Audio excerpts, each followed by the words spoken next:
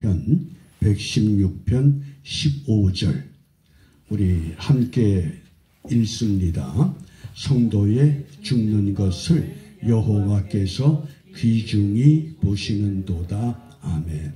여기 세 가지 단어, 성도, 죽는 것, 그 다음에 귀중히 보신다. 성도가 무엇인가, 또 죽는 것이 무엇인가, 그리고 귀중히 보시는 것. 이 귀중히 보신다라고 하는 히브리 단어가 영광스럽게 한다, 그런 뜻이에요. 우리가 죽어도 영광스럽기 때문에 하나님이 귀중히 보십니다. 우리가 그 학문에 언어 철학이라고 하는 분야가 있습니다. 원래 철학이라고 하는 용어가 아니라 처음에는 사랑의 자에 알지자에 배울학자 애지학 이렇게 불렀어요. 그런데 그것이 얼마 후에 밝을 철자를 써서 밝은 학문이다 이렇게 철학이라고 하는 용어가 됐는데, 그 철학의 분야 가운데 언어 철학이 있습니다. 우리가 사용하는 그 언어가 과연 어떤 의미로 어떻게 통용되는가, 그것을 추구하는 학문이에요. 한 예를 들면 우리가 흔히 자기 부인을 소개할 때 영어로 my wife 그러면 되는데, 한국 사람들은 이상하게 우리 마누라 그래요. 우리 마누라. 그러면 이게 어떤 개념이 되느냐? 우리는 같은 시대 살기 때문에 그 의미를 이해를 해요. 그런데 훗날 이것을 글로 읽게 되는 후세 사람들이 우리 마누라 그러면 어떤 생각을 하게 되느냐? 아, 이 당시에는 정년기에 남자들은 많고 여자는 적어서 여자 한 사람을 놓고 여러 남자들이 같이 살았구나. 그게 우리 마누라라는 거예요. 그런 걸 연구하는 게 언어 철학이에요. 쉽게 설명하면, 또 젊은 청년들이 이 길에서 서로 이야기하다가 어떤 젊은 아가씨가 지나갑니다. 그러면 한 친구가 그래요. 야, 너 마음이 있냐? 그래요. 잘 보세요. 마음이 있냐? 세상에 마음이 없는 사람 어디 있어요? 근데 그때 마음이라는 건 뭐예요? 너 관심이 있냐? 그런 얘기거든요. 그런데 먼 훗날 이걸 글로 읽는 사람들이 볼 때 마음이 있냐? 이 시대 사람들은 마음도 없이 산 사람이 많았구나. 그렇게 이해가 된다는 거예요. 그게 언어 철학이에요. 그런 개념에서 우리가 오늘 이 죽음이라고 하는 것에 대해서 좀 접근을 하려고 그래요. 두 가지 중요한 용어를 우리가 쓰는데, 하나가 소천, 또 하나는 천국 환속 예배 그래요. 소천, 천국 환속 예배, 이 개념을 잘 이해하셔야 됩니다. 우리가 그냥 다들 그렇게 사용하니까 사용해요. 우리 마누라, 마음이 있니, 소천, 천국 환속 예배. 그러면 이 개념이 큰 문제가 있어요. 우리가 소천이라고 하는 그 한자를 보면 그게 어떤 의미냐? 이게 부를 소자거든요. 천은 하늘 천자, 그 뭐예요? 하늘을 부른다 그런 뜻이에요. 전혀 개념이 아닌 거예요. 그런데 교회는 전부 소천 그래요. 이게 심각한 문제가 있어요. 지금 우리 쓰는 언어가. 그래서 소천 그러질 말고 우리가 흔히 보면 뭐 서세, 또 서거, 그 다음에 사거, 타계, 별세 그러거든요. 근데 서거 그러면 일반인들한테 서거라고 부르질 않아요. 사회 저명 인사들한테는 아무개 뭐 국회의원, 아무개 장관, 뭐 아무개 총리 서거 이렇게 하지, 일반인들은 서거 그러질 않거든요. 그러면 기독교에서는 이것을 우리가 어떻게 대처해야 되느냐? 저는 그래서 서천이라는 단어를 써요. 서천은 뭐예요? 이게 갈 서자거든요. 천은 하늘로 가신다 그거예요. 어때요? 소천하고 서천하고 전혀 다른 개념이에요. 그러니까 문법적으로도 맞지 않는 것을 교회마다 다 그렇게 사용하니까 언제부터 전부 소천 그래요. 그런데 엄밀히 분석하면 그게 문법적으로 맞질 않아요. 소천이 아니라 서천이 맞아요. 그래서 갈 서자에 천은 뭡니까? 하늘로 가셨다는 거죠. 그러니까 우리가 예를 들어서 그 아무개 소천 그러지 말고 아무개 서천 그래야 맞는 우리가 그 정확한 의미가 돼요. 그 다음에 두 번째 어떤 의미가 있냐? 천국 환송 예배 그러잖아요. 어때요? 천국 환송 예배 그러면 우리가 천국으로 보내드리는 거예요. 우리는 아무 자격 없어요. 정확히 하면 장례 예식 그러면 되는 거예요. 이게 예식이에요. 우리가 결혼 예식 그러잖아요. 장례 예식. 하나의 예식이지 마치 그러면 거룩한 것 같고 영성이 좋은 것 같고 신앙이 깊은 것처럼 착각을 하더라고요. 결코 그런 뜻이 아니에요. 천국 환송 예배가 아니라 장례 예식 그러면 얼마든지 그 의미가 통해요. 그래서 앞으로 우리 이런 일이 생기면은 저는 서천이라고 하는 용어를 쓸 거고 그걸 쓰는 이유를 순서지에다 밝히려고 그래요. 우리가 새롭게 좀 개혁도 해야 된다. 누가 소천 그런다고 따라갈 것이 아니라 좀 더 우리가 새로운 방향의 올바른 의미, 서천과 그 다음에 장례 예식이라고 하는 이 용어, 이것이 언어 철학 측면에서 우리가 한 번쯤 다뤄볼 문제입니다. 이제 오늘 본론에 들어가서 그러면 성도는 무엇인가 하는 거예요. 성도. 물론 한자로 보면 거룩할 성자에 무리 도자에 거룩한 무리예요.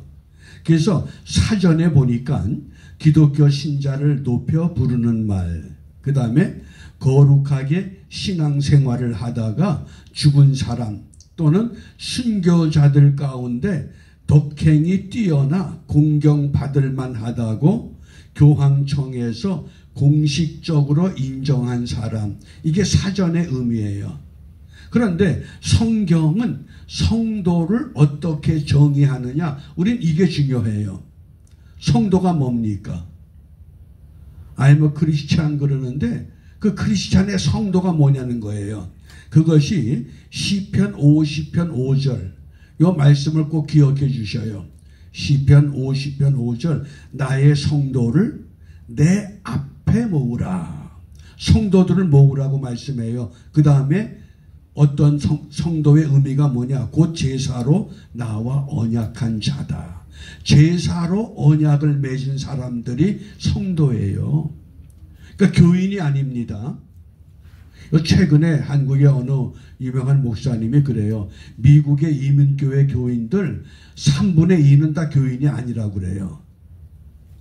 왜 그러냐? 김치 얻어먹고 싶어서 교회 다닌대요.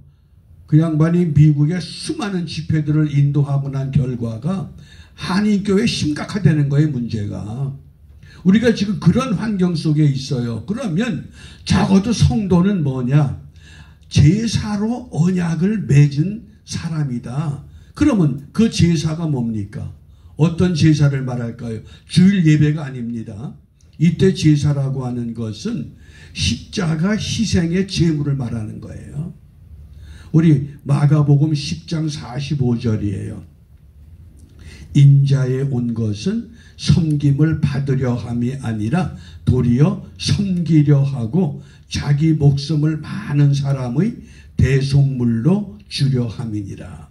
예수님이 나를 위해서 십자가의 죽으심으로 대속물이 되셨다고 하는 것을 믿는 그 약속의 제사에 동의하는 사람, 그들이 성도라고 하는 거예요.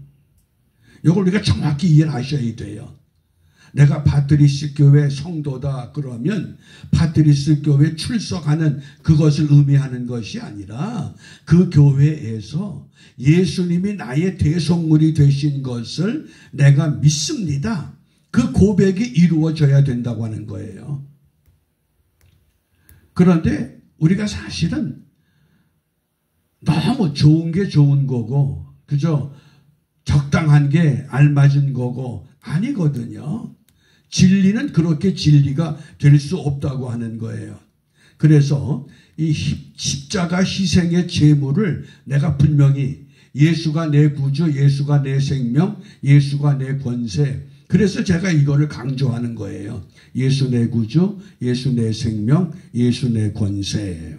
그러면 그렇게 성도가 되었을 때에 하나님은 그 성도들을 어떻게 이끌어 가시느냐. 첫 번째 시편 97편 10절입니다. 저가 그 성도의 무엇을 보존하사? 영혼을 보존하사 악인의 손에서 건지신다 그랬어요. 우리 영혼을 보존해 주셔요.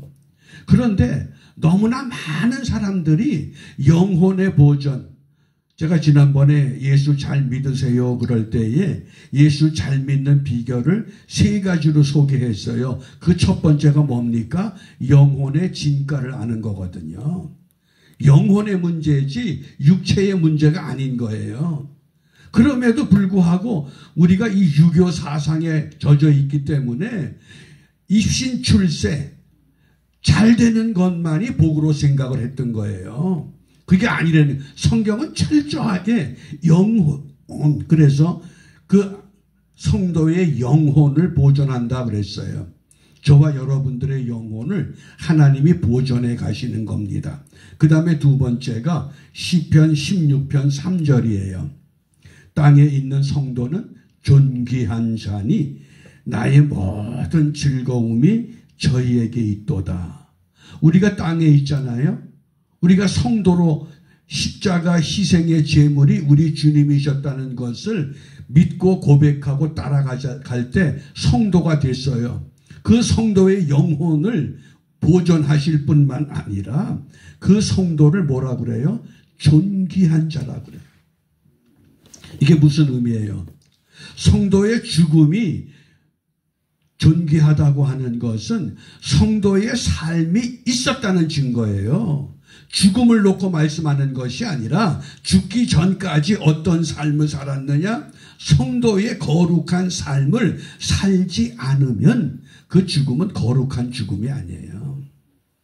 그렇기 때문에 성도의 죽음을 귀중히 여긴다라고 말씀할 때 죽음 자체를 말씀하는 것이 아니라 죽기 전까지 예수를 영접하고 그 예수님과 더불어 이 험한 세상에서 믿음을 지켜보기 위해서 어떤 때는 울부짖기도 하고 어떤 때는 금식도 하고 어떤 때는 실패도 하고 그러면서 그 성숙해져 왔던 그 거룩의 과정, 거룩의 흔적, 그것을 종지부를 찍었기 때문에 성도의 죽음을 귀중히 보신다는 거예요.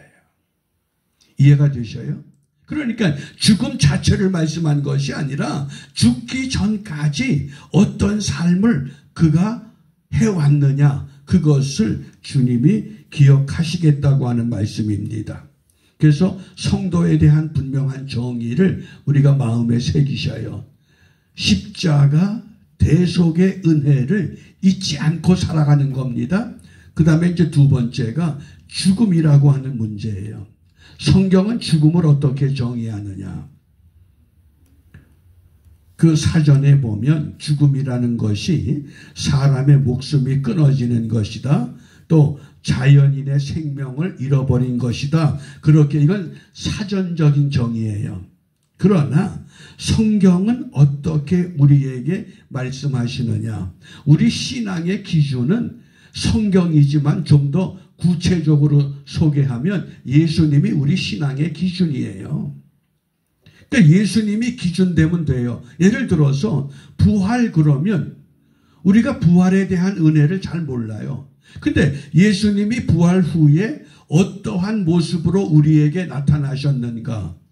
어느 날 제자들이 예수님 부활하셨다고 하는 소식을 듣고 한 곳에 모였어요. 그러고는 문을 꼭 걸어 잠궜습니다. 야, 예수님이 부활하셨대. 너 봤니? 나 아직 못 봤어. 그래? 그럼 부활은 도대체 뭐야? 그런데 예수님이 그 부활 전에는 문을 두드리시고 제자들이 문을 열어주면 들어오셨어요. 왜? 육체의 주님이셨기 때문에. 그런데 부활하신 후에는 문도 안 열어들었는데 갑자기 가운데 서셨어요. 이해가 되셔요? 그게 부활이에요. 우리가 부활하면 내 몸도 그렇게 된다는 거예요. 예수님이 기준이셔요. 그런데 그것만이 아니잖아요. 제자 베드로와 부활 후에 고기를 잡게 하시고는 아침을 잡수셨다는 거예요.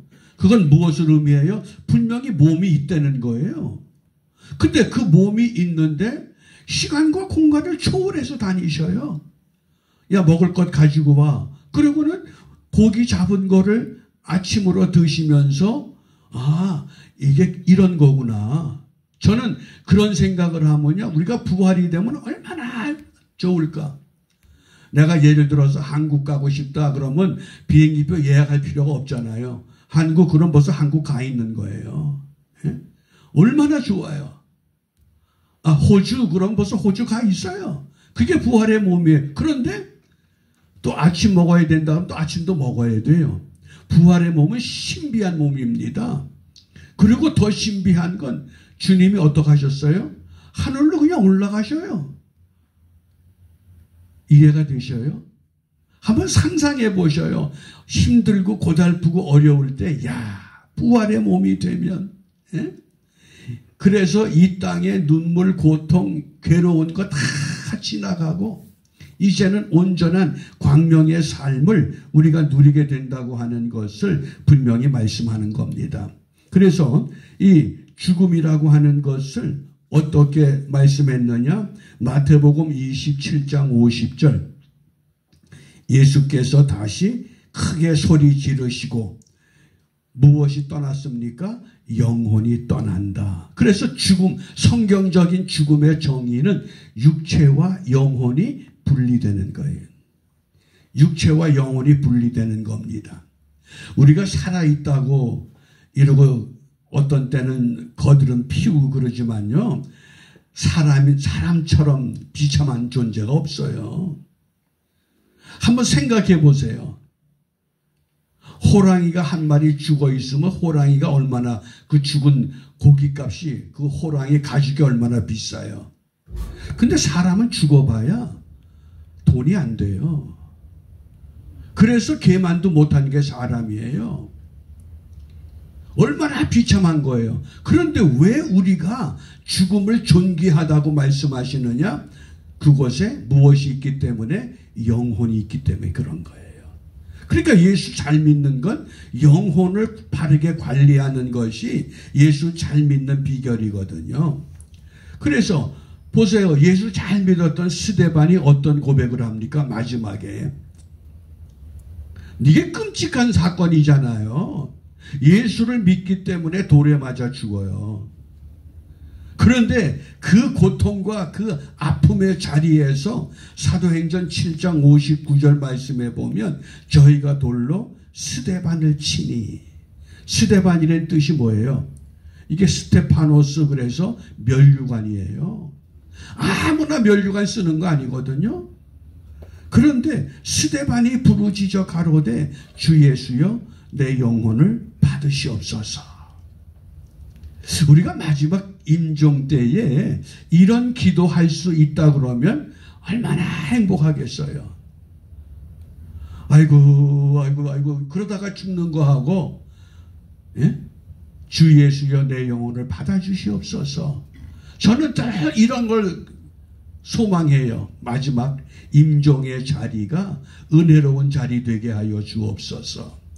평생 목회하다가 마지막에 벼락 맞아 죽었다 그러면 은혜가 되겠어요? 난 아니라고 봐요. 마지막까지도 은혜로운 삶을 우리가 이루어낼 때 성도의 죽는 것을 귀중히 여기신다고 말씀하십니다. 그래서 이 성도의 개념, 그 다음에 죽음의 개념, 그 다음에 이제 세 번째가 귀중하다라고 하는 의미예요. 이 야카르라고 하는 이 단어가, 히브리 단어가 무슨 뜻인고 하니 영광스럽다 그런 뜻이에요. 죽음이 영광스러워요. 왜? 성도기 때문에. 왜?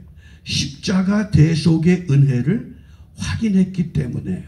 그래서 성도의 죽음이 귀중하다고 하는 것을 성경은 세 가지로 말씀을 하는데, 첫 번째가 그리스도와 연합된 몸이 되는 겁니다. 예수님이 부활하시고 어떤 삶을 우리에게 보여주셨어요? 아무도 들어오지 못하는 그 방에 그냥 나타나셔요. 그 몸이 아침도 드셔요. 그 몸이 하늘도 올라가셔요. 우리가 그렇게 된다는 거예요. 그래서 귀중화되는 겁니다. 영광스러운 몸이 된다. 어떻게? 그리스도와 연합한 몸이 되기 까닭에. 그 다음에 두 번째가 영원한 생명을 위한 몸이 되는 거예요. 죽음을 통해서 영원한 생명을 향해서 들어가는 겁니다. 그러니까 세상 사람들은 죽음이 슬프고 애통스럽지만은 믿음의 사람은 뭡니까? 내가 아무리 부모를 잘 모셔도 주님 품에 있는 것만큼 하겠어요? 내가 아무리 사랑해도 주님이 사랑하는 것만큼 사랑하겠냐 이거예요. 그래서 귀중하다고 그래요. 영광스럽다. 그 다음에 세 번째가 참 안식을 누리기 때문에 영광스러운 거예요. 제가 이제 지난 주간에 그 부고의 소식을 들으면서 한국을 가야 되냐, 가지 말아야 되냐, 뭐 그런데 다 이미 주님 품에 안 계셨기 때문에 제가 이 설교를 준비를 한 거예요. 아니다. 우리가 말씀으로 한번 확인해보고 다져보자. 그래서 이 귀중하다고 하는 그 첫 번째 비결이 그리스도와 연합된 몸이 되는 겁니다. 내가 숨을 거두는 그 순간 육신의 몸은 땅에 묻히거나 화장해서 썩어지고 가루가 될지라도 우리 몸은 그리스도와 연합이 된다 그랬어요. 로마서 6장 5절 우리 함께 읽습니다. 만일 우리가 그의 죽으심을 본받아 연합한 자가 되었으면 또한 그의 부활을 본받아 연합한 자가 되리라. 아멘. 연합하는 거예요. 살아있을 때 연합은 온전치를 못했어요. 그런데 죽으니까 완전한 연합이 이루어져요. 얼마나 감사해요. 이 땅에 머물 때에는 온갖 염려, 근심, 걱정, 세상의 우환, 질고 그것에 시달리던 몸인데 그리스도와 연합하는 그 순간 모든 근심, 모든 걱정, 모든 염려, 모든 아픔, 모든 수고 순식간에 끝이 나잖아요. 새벽마다 일어나서 새벽에 말씀한다고 몸부림치지 않아도 얼마나 좋아요. 이렇게 좋은 때가 있구나. 그래서 그 호라티우스라고 하는 유명한 고대 로마의 시인이에요. 그 시인이 어떤 시를 썼는고 하니 카르미나라고 하는 유명한 송시를 썼는데 그 송시의 내용 가운데 핵심 키워드가 카르페 디엠이라고 하는 거예요. 이게 라틴 말인데 카르페 디엠, 현재를 잡아라. 현재, 지금이 마지막 기회라는 거예요. 오늘 이 시간이 우리가 여기서 예배 마치고 가다가 갑자기 무슨 일을 당할지 아무도 몰라요. 그런데 갑자기 주님이 부르시면 이게 마지막 시간이거든요. 카르페 디엠이에요. 그래서 현재를 잡아야 된다. 이유가 세 가지예요. 첫 번째는 언제 죽을지 모르기 때문에. 아무도 몰라요. 언제 죽을지. 그래서 현재를 잡아야 된다. 그 다음에 두 번째, 어떻게 죽을지 몰라요. 언제도 모르고 어떻게도 몰라요. 그 다음에 세 번째, 어디에서도 몰라요. 어디에서 죽을지 몰라요. 그거 알면 좋을 것 같죠? 그거 알면 매우 두렵습니다. 그 시간이 점점 그 장소가 점점 나에게 다가오기 때문에 그리스도와 연합한 몸이 되는 것, 그것이 성도의 죽음. 그래서 귀중히 보신다는 거예요. 그 다음에 두 번째, 우리 죽음이라고 하는 것은 영원한 생명을 위한 죽음이에요. 육신의 삶은 종지부를 찍을지라도 영혼을 취하셨기 때문에 그 영혼이 주님 품에서 영원한 삶을 누리거든요.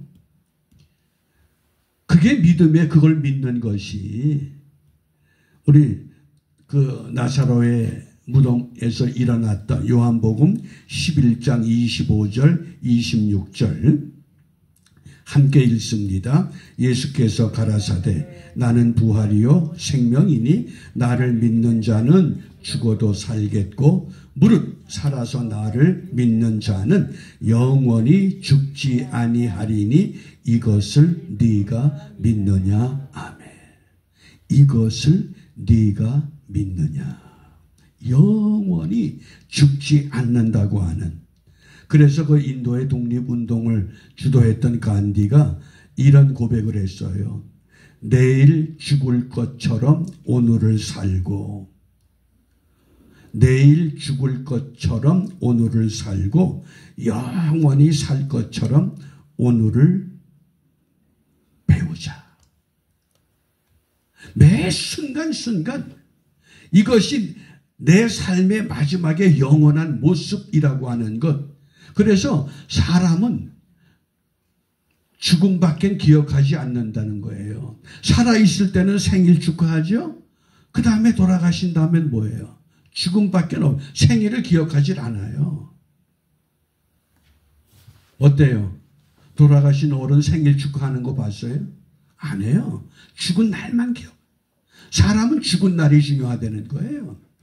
그래서 그 죽은 날이 뭐냐? 영광스러운 죽음이냐 아니면 불명예스러운 죽음이냐, 그것을 지금 오늘 우리에게 말씀하시거든요.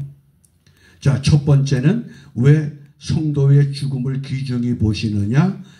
예수 그리스도와 연합하는 몸이 되기 때문에. 그것이 부활의 몸이에요. 그 다음 두 번째는 무엇이라고 말씀을 했어요? 영원한 생명을 얻는 몸이 되기 때문에. 그러니 어떤 때는 그래요. 너무 힘들면 한번 죽어봤으면 참 좋겠다. 죽으면 어떨까? 예? 뭐 음식 만드는 걱정하겠어요. 뭐 렌트비 걱정하겠어요. 뭐 모계지 걱정하겠어요. 다 없어지잖아요. 얼마나 좋을까? 근데 데려가셔야 말이지, 안 데려가시는 걸. 너는 조금 더 고생해. 그러면 고생해야죠. 첫 번째는 그리스도와 연합되는 몸, 두 번째는 영원한 생명을 확인하는 몸이에요. 그 다음에 세 번째가 참 안식을 얻는 시간이에요. 우리 요한계시록 14장 13절 그 하반절에 같이 읽습니다. 자금 이후로 주 안에서 죽는 자들은 복이 있도다 하시매 성령이 가라사대 그러하다. 저희 수고를 그치고 쉬리니 이는 저희의 행한 일이 따름이라 하시더라. 아멘. 모든 수고 내려놔요. 얼마나 좋겠어요. 그 복잡한 그 모든 것 다.